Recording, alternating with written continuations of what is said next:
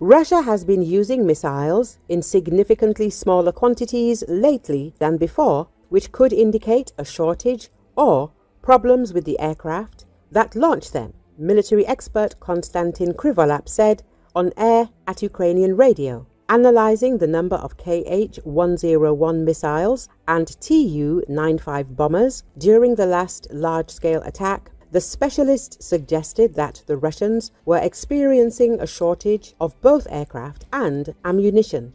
They even transferred 2 strategic bombers from the Far East to participate in the operation, and after the strikes, they returned back to the Amur region.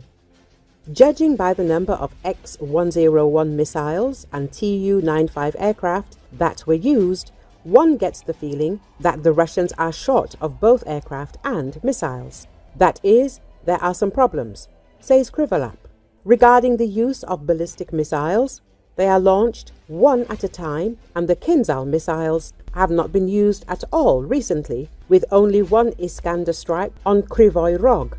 Either there aren't enough missiles, or they are saving them for Europe, so that they can threaten, although it is very difficult to understand and find a logical justification for all this behavior, added Krivolap. According to him, the increase in the number of shaheeds, along with the use of false targets, looks predictable. They are released in approximately equal numbers. Over the past 2 weeks, the Russians have increased the intensity of attacks with kamikaze drones and attempted to carry out a missile strike focusing on gas production and gas supply facilities. First, they hit Gadiak, then moved to western Ukraine, attacking the Ternopil and Ivano-Frankivsk regions, where underground gas storage facilities are located.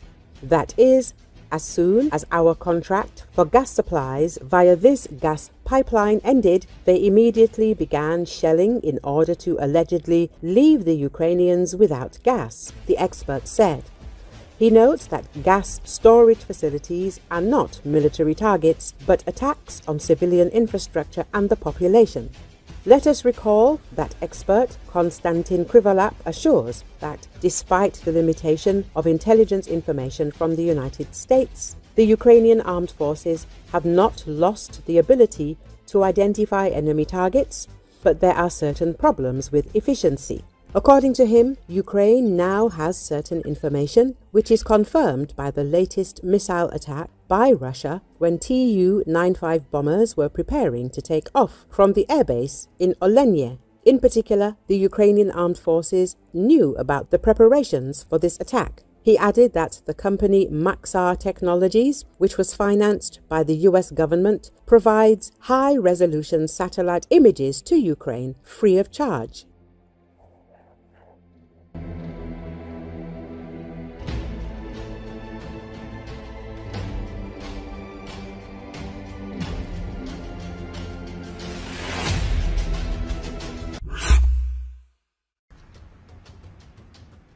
According to The Guardian, Russia has issued a warning to Australia over potential involvement in an international peacekeeping initiative in Ukraine.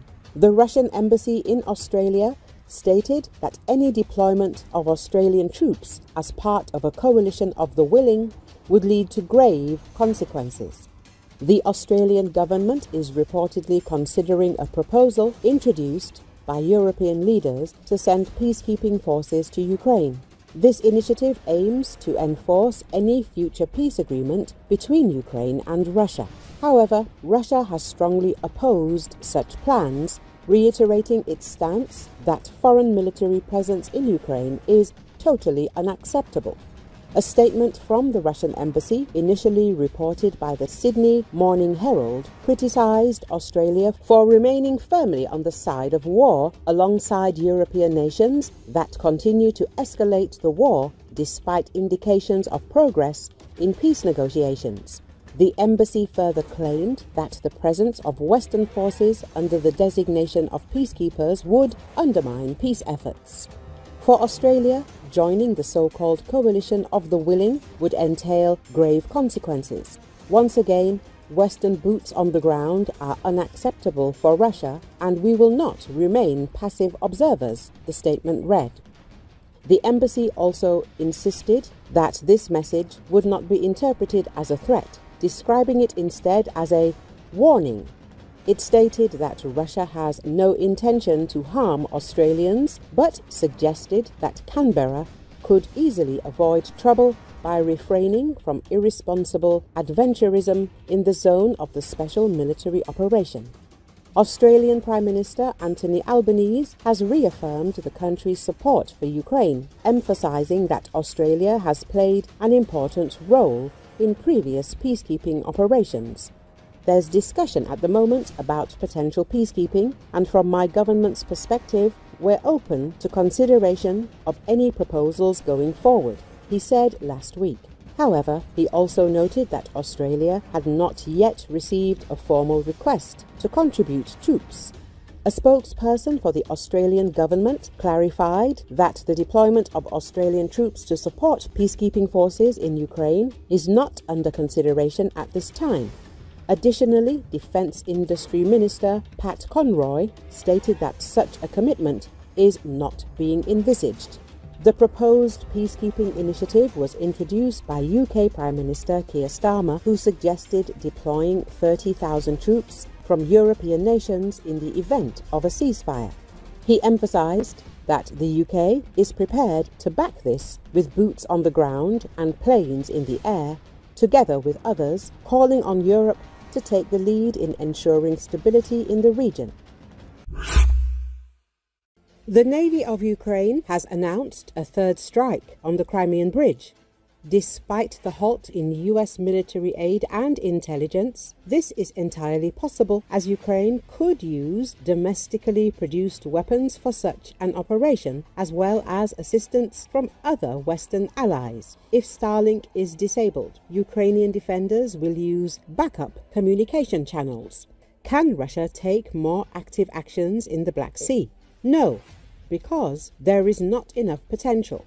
If the new head of the White House were not favorably disposed towards the Kremlin, the Russian army would have finally deflated in a year or a year and a half.